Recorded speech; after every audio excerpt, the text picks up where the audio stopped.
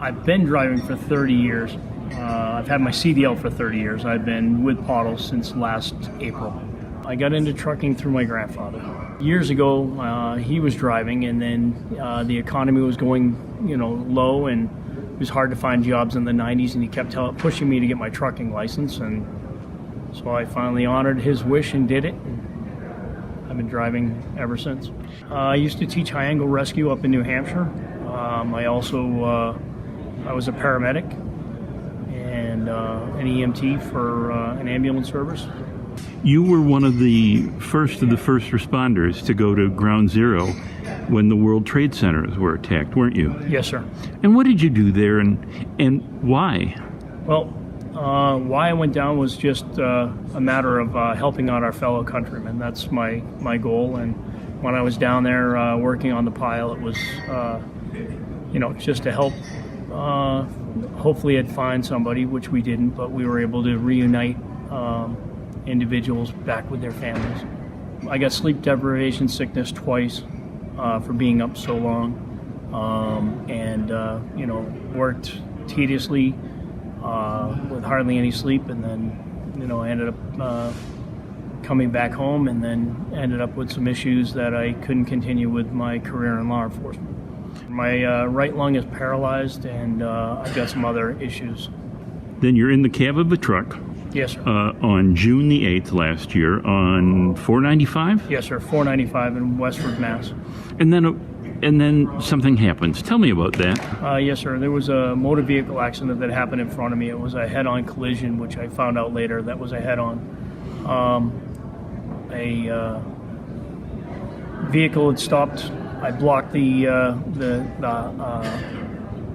high-speed lane off with my tractor-trailer so that nobody else would hit this other vehicle that was there. I got out to go check on the lady.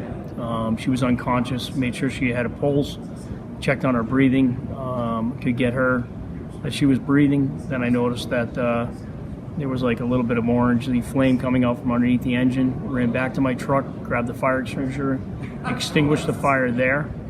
As I was working on her again, I heard someone yell, and that's when I noticed there was another vehicle involved, not knowing that she had been in that head-on. And then went over to the other vehicle, checked on that individual. He was deceased, and then noticed that he had a dog on the front seat, on the front passenger floor. Couldn't get into the door, ended up having to break a window, get down to the dog.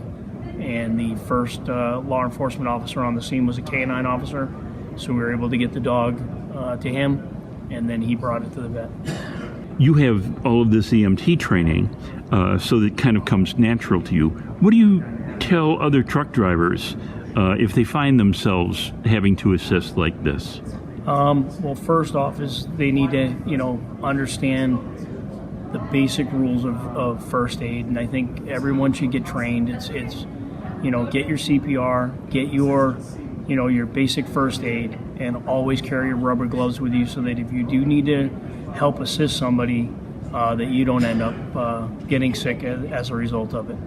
My grandfather's always been, when he was alive, it was always volunteer work and helping out, and our faith tells us that, we need to be the good shepherd, and that's what I try to do every time I'm out there, no matter where, who or what. And I kind of make a funny joke of it. I'm not sure if all these accidents that I've ever stopped at or all these things I've ever done are either a curse or a blessing, but it's one of those that I try to strive to just help out my fellow man no matter what.